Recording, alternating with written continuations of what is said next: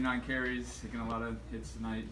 I actually feel pretty good. I think that's all thanks to Coach Holder. I've been working with him all summer, so I feel really good. Joe, Colgate seemed to keep you mostly to a couple yards at a time. What'd you see them doing maybe that was good for them? And I know you sprung a few a little bit longer in the second half, but what were they doing early on, especially to hold you down? They just came out hot. Also, I let the backside give me on a couple leg tackles. So I think if I can just run, drive my legs a little better. I mean, those couple yards turn into more 10-yard carries, stuff like that. But I think overall, our O-line did really well. Seems like trying to get momentum. I mean, no points in the first 3 quarters. What's going through your guys' mind at that point, leading into the fourth quarter?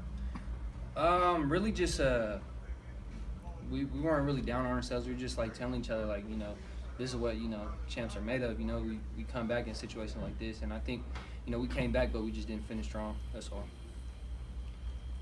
Are you happy with the way you responded there in the second half and in that third quarter? Will you try to pull from those last few drives? Yeah, I was real happy. That 4th and 11 when we threw a touchdown, the 4th and long, I was 15 yards. I think that showed a lot. Khalil Jenkins, he showed a lot right there.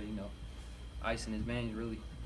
Yeah, I wanted to ask you about him. What would you say about not an ideal start in the first half, but had a couple good drives there in the second half. How would you assess his performance this game?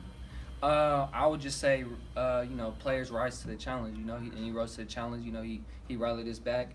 I think myself, I could have done a couple things better in protection to get him better looks. He had people in his face, when right before he threw the ball, and he was still making good throws. So I mean, later down the road, I think we'll fix that this week going into San Jose. Any more questions for Joe? Thank you.